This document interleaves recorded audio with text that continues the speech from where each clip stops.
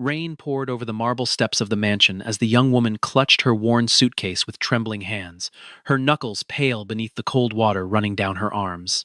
She had knocked on more doors that week than she could count, and every single one had closed before she could finish her sentence. 28 years old, alone in a city that no longer recognized her name, she stood at the base of those steps and told herself this would be the last door she tried. The porch light above her flickered against the storm, illuminating a face that was tired but not broken, soaked but not defeated.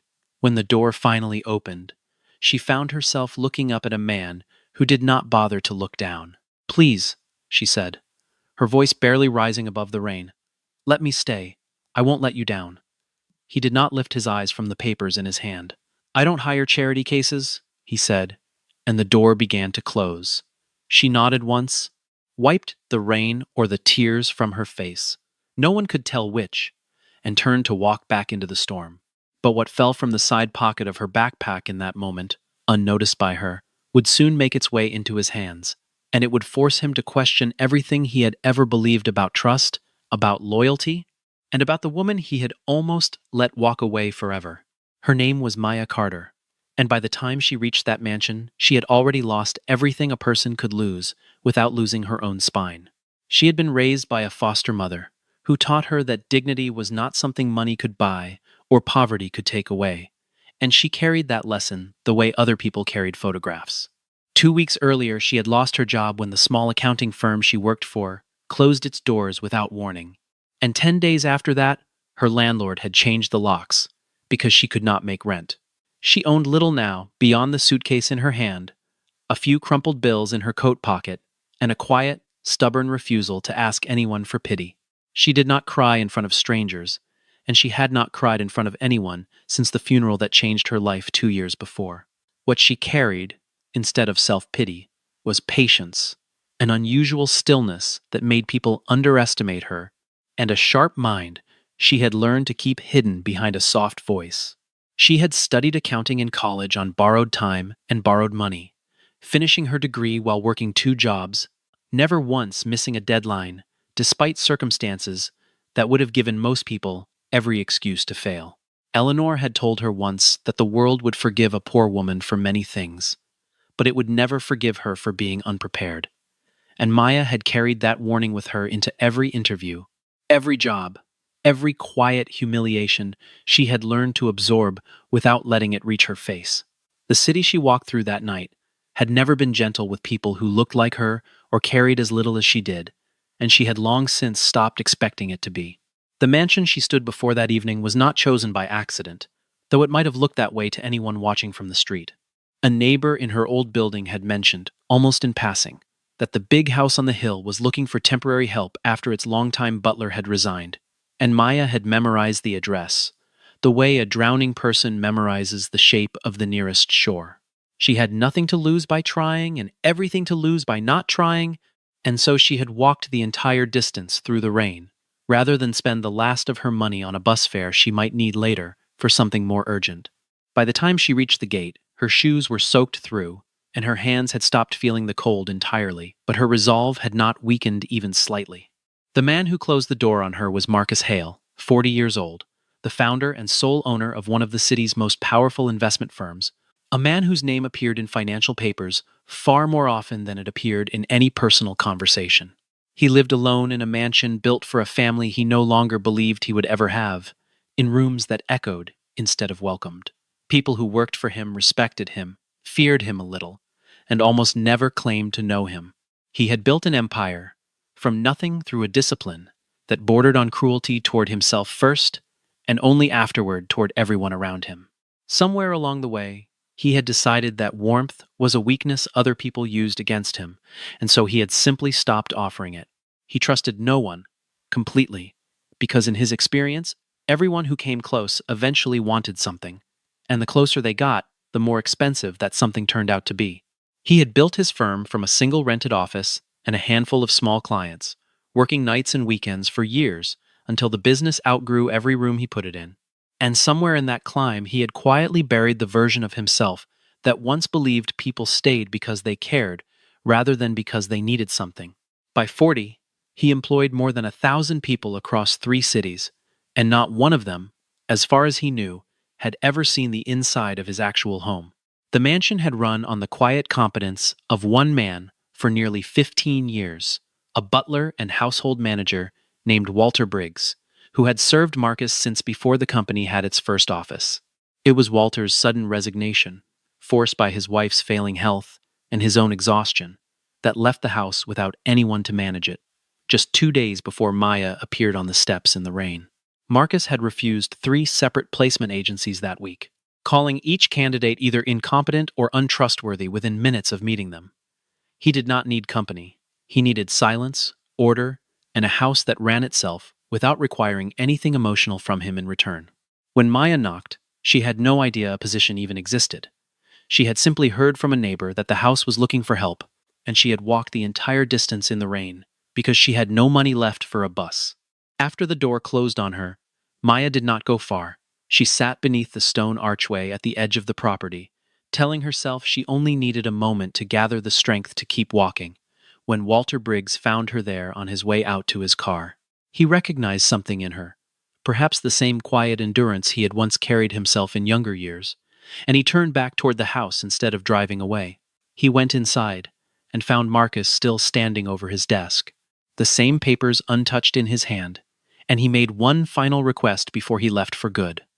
"Give her 1 week," Walter said. "If she fails, I will never ask you for anything again."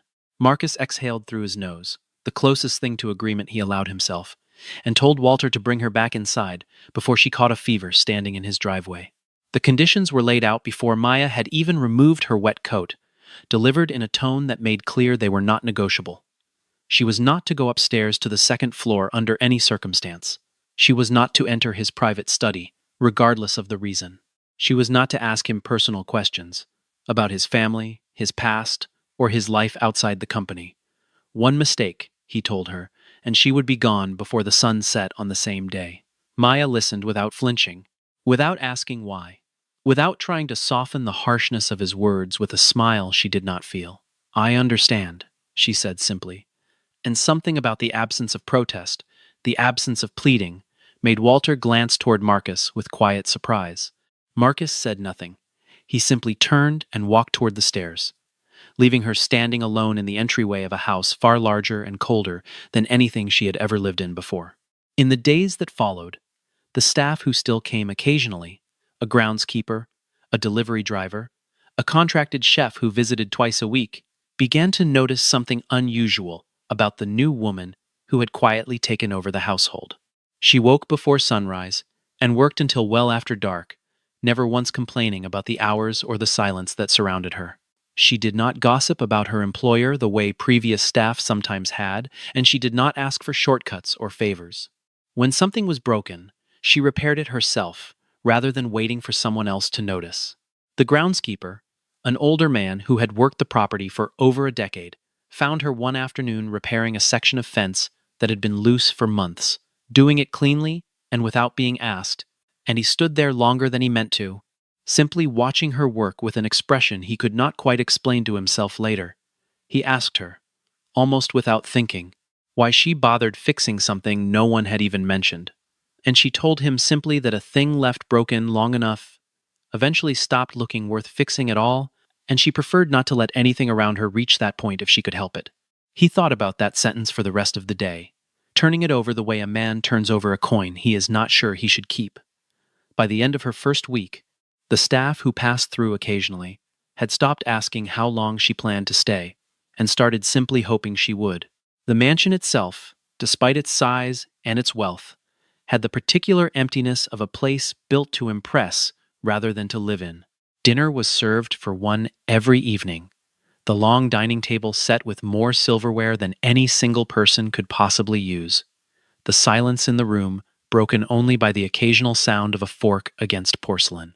There was no music playing anywhere in the house, no photographs of family lining the hallways, no laughter drifting down from another room. Maya noticed this within her first few days, the way the house felt less like a home and more like a beautifully decorated waiting room, as though everyone inside it was simply enduring time rather than living it. She said nothing about it at first. She simply watched, the way she watched everything, quietly cataloging what was missing before she ever tried to fill it. She noticed the way he walked through his own hallways, like a guest rather than an owner, never lingering, never touching the art on the walls or the books on the shelves, moving through his home the way a man moves through an airport between flights he does not particularly want to take. She noticed, too, that he kept a single chair in the study, angled slightly away from the window, as though even sunlight asked more of him than he was willing to give some days. None of it was said aloud between them, not yet, but she began to understand that the silence in that house was not peace at all, only the absence of anyone willing to break it. One evening, a storm knocked out the power across the entire property, plunging the mansion into total darkness without warning. Maya moved instinctively toward the kitchen to find candles, the way she had learned to do in apartments where the electricity was often the first thing to go when money ran short.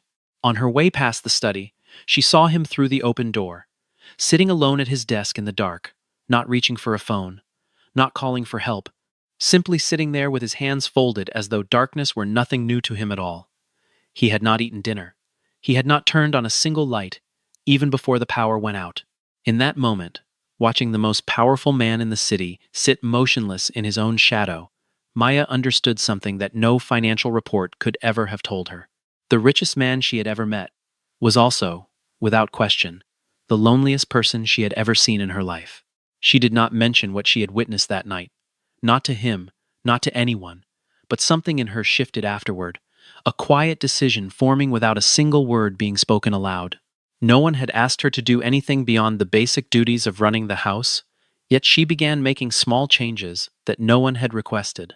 She planted fresh flowers along the windowsills facing the garden, the kind that needed almost no water but added color to rooms that had none. She began preparing breakfast every morning, even though he often left it untouched, simply because a house with the smell of coffee and fresh bread in it felt less like a tomb. She replaced the heavy, dust-colored curtains in the main hall with something lighter, something that let in actual sunlight instead of blocking it out entirely. She found the old piano in the corner of the sitting room beneath a sheet that had clearly not been removed in years, and she dusted it gently, opening the lid just enough to let light catch the keys again. She began opening the windows every morning, regardless of the season, letting fresh air move through rooms that had been sealed shut for far too long.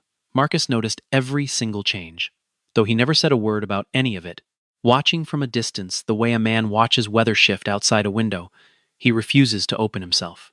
He told himself it meant nothing, that competent staff simply did their jobs well, that there was no reason to read anything more into curtains or flowers or the smell of bread in the morning.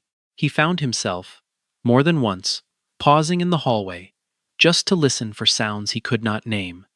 The creak of a window opening, the soft clatter of dishes being set down with care, rather than haste, small evidence that someone else's life was now quietly unfolding alongside his own. He never mentioned any of it directly, partly out of habit, and partly because he was not entirely sure what he would say if he tried. And yet one particular morning, for the first time in longer than he could remember, he sat down at that long dining table and ate every single bite of the breakfast in front of him. It was nearly 3 weeks into her trial period, when a man Maya did not expect appeared at the edge of the property, waiting near the gate with the patient, predatory stillness of someone who had done this before. His name was Frank Doyle, and he claimed she owed him money, speaking loudly enough that his voice carried across the courtyard and through an open window of the study where Marcus happened to be standing. Marcus listened without revealing himself, hearing fragments of numbers, deadlines, threats wrapped in the polite language men like Doyle used when they wanted to seem reasonable while being anything but. By the time Maya managed to send the man away, promising another payment by the end of the month, Marcus had already drawn his own conclusions, and none of them were kind. He called her into the study that evening, his expression colder than she had seen it even on the night they first met. He did not ask for an explanation. He simply told her what he believed, that she had lied her way into his home, that she was likely running some kind of scheme, that he had been a fool to let Walter talk him into giving a stranger access to his life. "Pack your things," he said, each word deliberate, final, designed to leave no room for argument. Maya stood there for a long moment, and for the first time since she had arrived, she did not defend herself, did not explain, did not offer a single word in her own protection. She thought, briefly, of every door that had closed on her before this one, Every employer who had assumed the worst the moment money entered a conversation. And she understood that explaining herself to a man who had already decided her guilt would only cost her more dignity than she had left to spend. She simply nodded, turned, and walked upstairs to gather what little she owned, leaving Marcus standing alone in a study that suddenly felt colder than it had a moment before. He listened to her footsteps on the stairs, then the soft sound of a suitcase being packed above him, and he told himself, the way he always did, that he had simply protected himself from one more person who would have eventually taken more than she gave. It was Walter, called back briefly to help with the transition, who finally told Marcus the truth after Maya had already gone.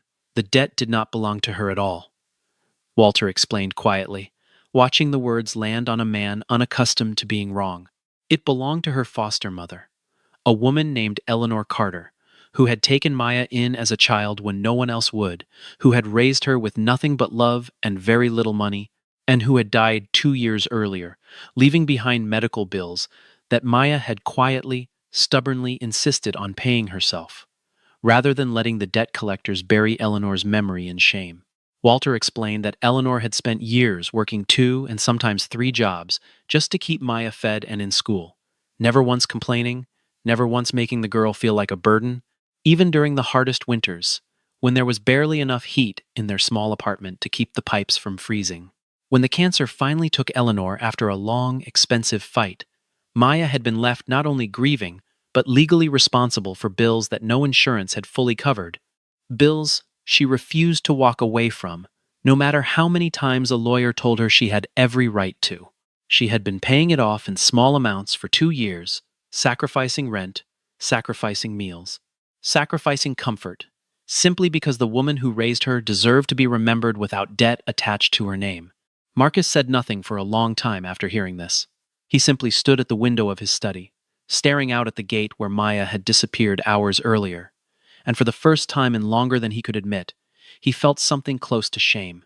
He thought of his own father, a man he had buried with considerably more money and considerably less grief than he expected to feel, and he found himself wondering, uncomfortably, what it must mean to grieve someone the way Maya clearly grieved Eleanor, with devotion that outlasted the person's own life and turned into years of quiet sacrifice no one had ever asked her to make.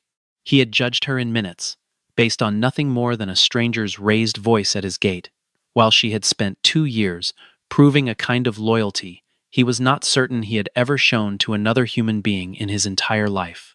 The realization sat in his chest like a stone he could not put down, and it would stay there, unmoving, until the day he finally found a way to make things right.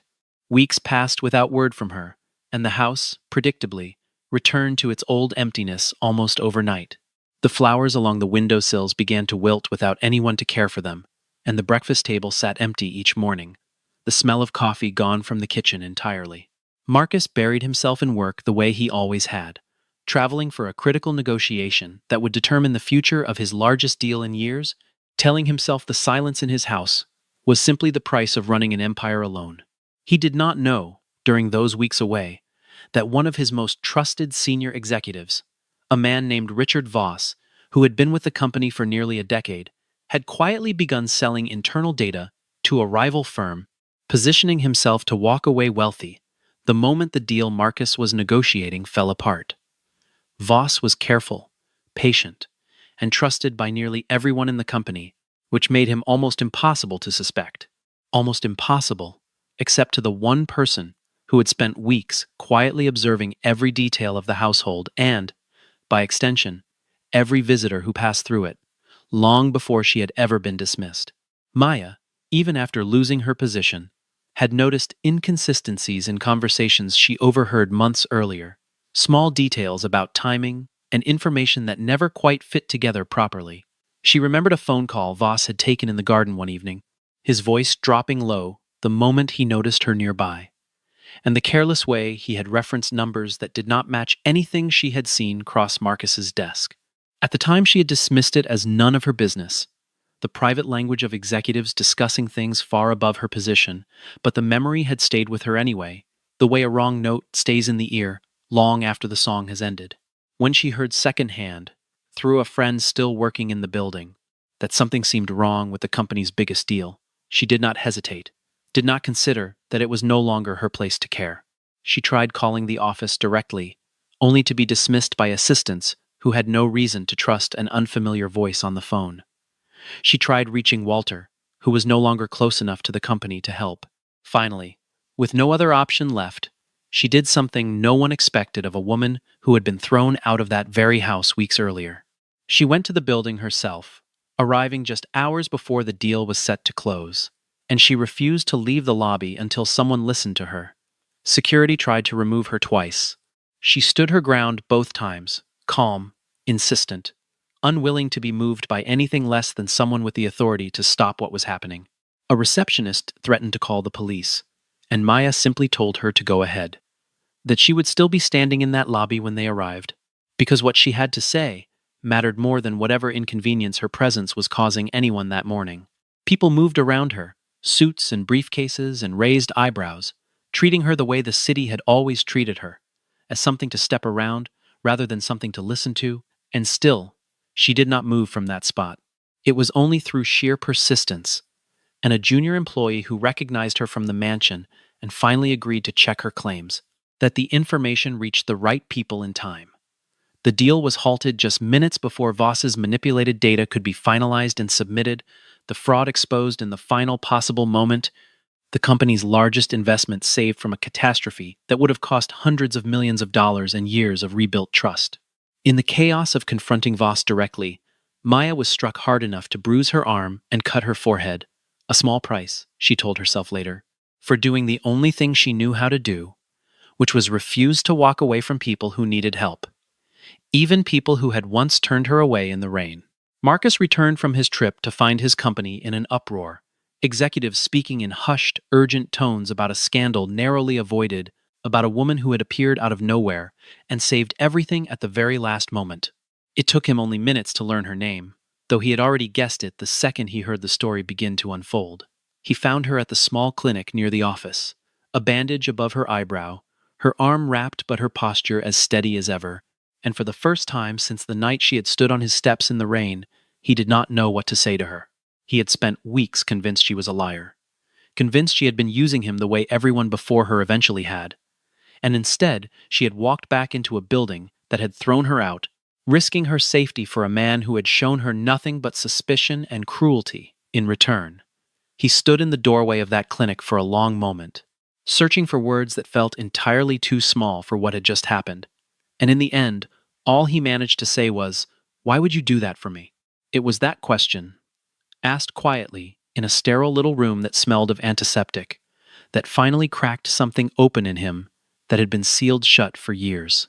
Over the following days, in fragments rather than one single confession, Marcus began to tell her things he had never told anyone, not Walter, not any partner, not a single person who had passed through his life in the years since his empire had grown large enough to attract both admiration and greed. He told her about a woman he had loved before any of this began, someone he had trusted completely, who had disappeared the moment a better offer came along from someone wealthier. Her name had not crossed his lips in years, and saying it now felt like opening a door he had nailed shut a long time ago, but he forced himself through it anyway, describing the years they had spent together before she left, without so much as a note, only a closet emptied overnight, while he was traveling for work. He told her about a business partner from his earliest years, a man he had considered closer than family, who had quietly maneuvered to steal control of their shared company the instant Marcus showed any sign of weakness, choosing the exact week Marcus's father died to file the paperwork that pushed him out of a business he had built with his own hands.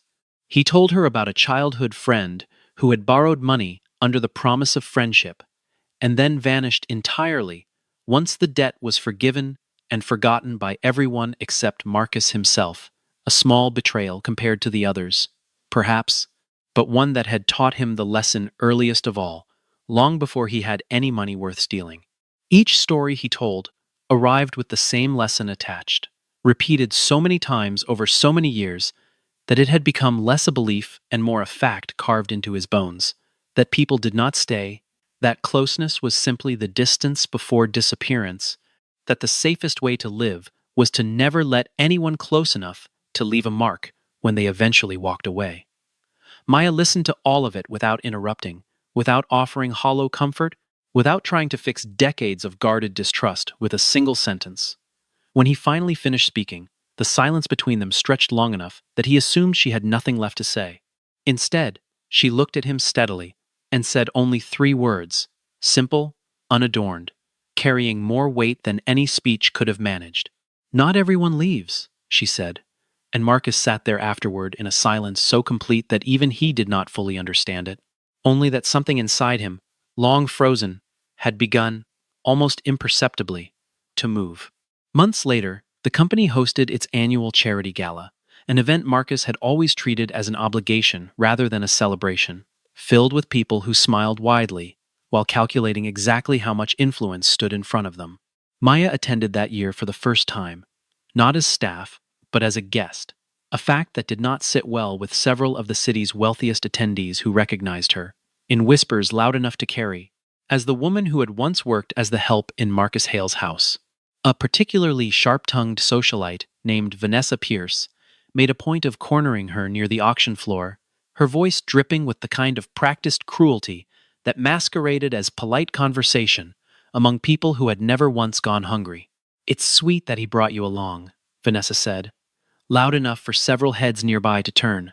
"Does the help usually get invited to these things? Or is this a special occasion?" Maya did not raise her voice, did not retreat, did not allow the comment to land the way it was clearly intended to.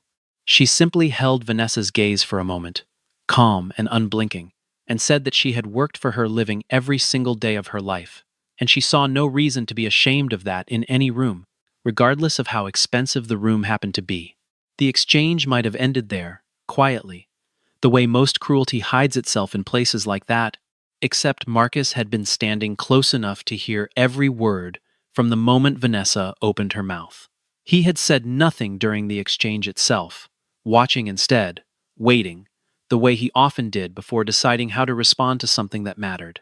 Several guests nearby assumed his silence meant disinterest, perhaps even quiet agreement, and the room continued its low hum of conversation, as though nothing significant had happened at all. Near the end of the evening, as the final items of the charity auction were being closed out and guests began drifting toward the exits, Marcus walked to the small stage at the front of the room and asked, politely but firmly, for everyone's attention. The room quieted, expecting perhaps a closing remark about the funds raised that night, the kind of brief, polished statement wealthy men were known to give before returning to their private conversations. Instead, he asked Maya to join him at the front, and though she hesitated for a moment, she walked forward, every eye in the room following her path across the floor.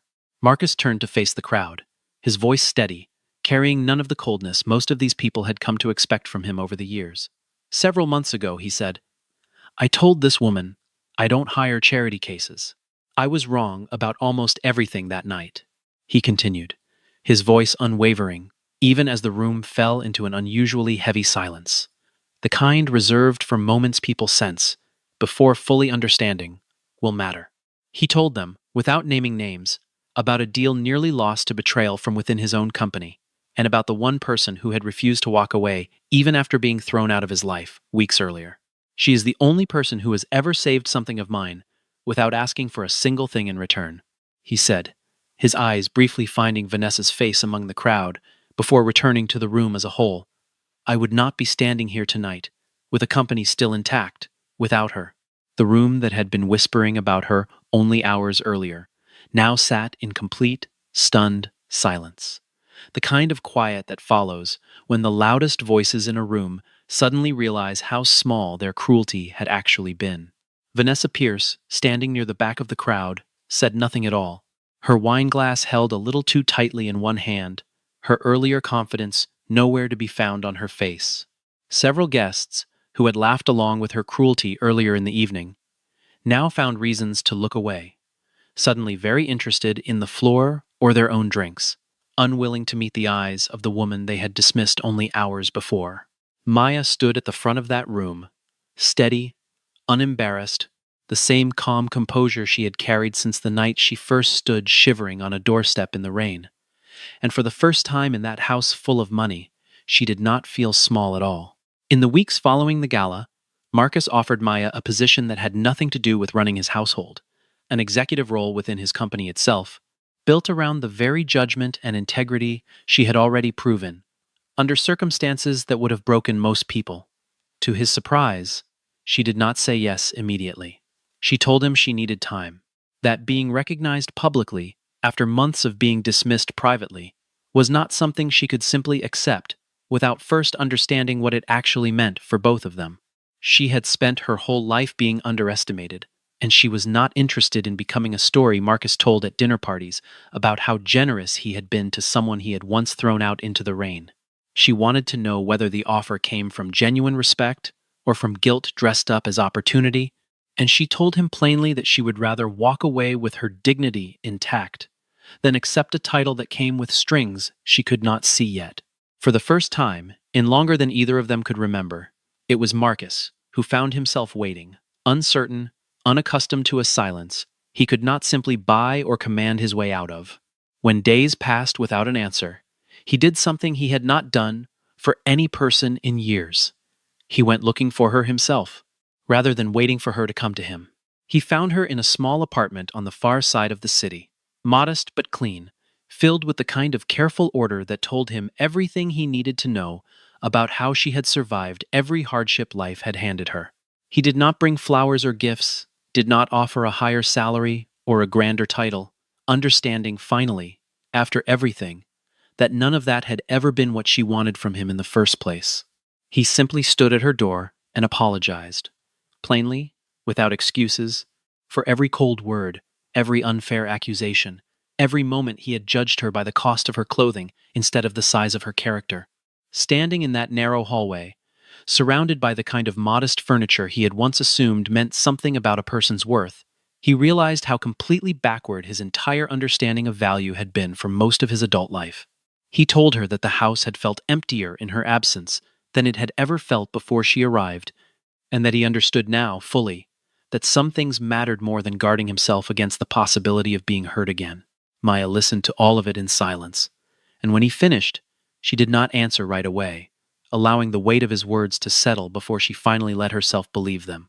She returned to the company not long after, not as someone seeking favor, but as someone who had earned every inch of the respect now offered to her, rebuilding trust between them slowly, deliberately, the way anything worth keeping has to be rebuilt. The first weeks were not easy for either of them, full of small, careful adjustments. As two people who had once existed in entirely different worlds inside the same house, learned how to exist as something closer to equals. Maya insisted on starting at a level that matched her actual experience, rather than accepting a title inflated simply to ease Marcus's guilt, and she spent her early months proving herself on the merits of her work alone, refusing to let anyone in that building whisper that she had been handed anything she had not earned. Word spread quickly through the company about her role in saving the deal months earlier, and colleagues who had once dismissed her as simply household help now sought her judgment on matters far beyond anything related to the mansion she had once kept running. She proved, again and again, that her composure under pressure, her refusal to panic or flatter, and her sharp, careful mind were assets the company had nearly lost forever, through nothing more than careless assumption. Marcus, for his part, began attending fewer late dinners alone at the office, choosing, instead, more often than not, to come home at a reasonable hour, to a house that had slowly, steadily, stopped feeling like a waiting room. A full year passed from the night she had first stood, shivering on his steps, and the mansion that had once echoed with silence now carried the sound of actual life moving through its halls. The piano in the sitting room was no longer hidden beneath a dust-covered sheet, its keys worn smooth from regular use, occasional music drifting through open windows on quiet evenings. Dinner was no longer served for one person sitting alone at the head of an enormous table. Instead, smaller, warmer gatherings filled the dining room with conversation and the easy, unguarded laughter. Neither of them had allowed themselves in longer than either cared to admit. The staff who remained noticed the change before either Marcus or Maya ever spoke a word about it publicly. The shift in atmosphere too significant to ignore. The distance between employer and the woman who had once been his employee dissolving into something far harder to categorize. Walter. who returned occasionally to visit now that his wife had recovered, often said the house finally sounded the way he had always hoped it would sound when he first agreed to work there as a young man decades earlier. Full of small, ordinary noises that meant someone was actually living inside it. Even the groundskeeper, who had watched Maya repair that loose section of fence so long ago, liked to remark that the flowers along the windowsills had never looked better than they did that spring, as though the entire property had simply been waiting for someone to believe it was worth the effort. One evening in late spring, with the garden in full bloom and the last light of the day settling gold across the lawn, Marcus found Maya standing among the flowers she had planted on her very first week in that house. The same flowers that had nearly died from neglect during the weeks she had been gone.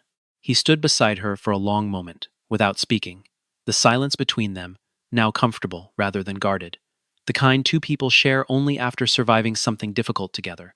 He thought, watching her there in the fading light, about every door that had ever closed in his own life, every person who had taught him to expect betrayal, before he ever expected kindness, and he understood, perhaps for the first time completely, that none of those old wounds had to write the rest of his story. That night, he finally said, "All you asked for was a place to stay. I didn't realize, until much later, that you were the one who would end up turning this house into an actual home." Maya smiled, the kind of smile that came easily now, unguarded, nothing like the careful, polite expression she had worn the night she first knocked on his door in the rain. "I told you," she said softly, echoing words spoken months earlier, under far harder circumstances. "I wouldn't let you down." Theirs was not a story built on rescue, nor on pity dressed up as kindness, but on trust earned slowly, deliberately, through action rather than declaration. Maya had never asked Marcus to save her, and Marcus had never asked Maya to forgive him quickly or easily for the coldness he had once shown her without cause. What grew between them instead was something neither charity nor wealth could manufacture, built instead from loyalty proven under pressure, from honesty that asked for nothing in return, and from two people who had each learned, in their own painful ways, that real value in another person was never about where they came from or what they owned. Marcus had spent 40 years believing that closeness was simply the price a person paid before betrayal arrived, and it had taken one woman, soaked to the skin on his doorstep, to teach him that some people stayed not because leaving was hard, but because staying was who they were. Maya, for her part, had spent her whole life proving her worth to people who never bothered to look past her circumstances, and in this one house, finally, she had been seen completely, not despite where she came from, but because of the strength it had taken her to get there. It was about what they did when no one was watching, when nothing stood to be gained, and when walking away would have been far easier than staying to fight for something worth keeping. In the end, the house that had once felt like the loneliest place in the entire city finally became, simply and completely, a home, built not from the cold marble of its grand entrance, but from the quiet, unwavering promise of one woman who had once stood shivering at its gate, refusing to let anyone down, even the man who had once tried so hard to turn her away.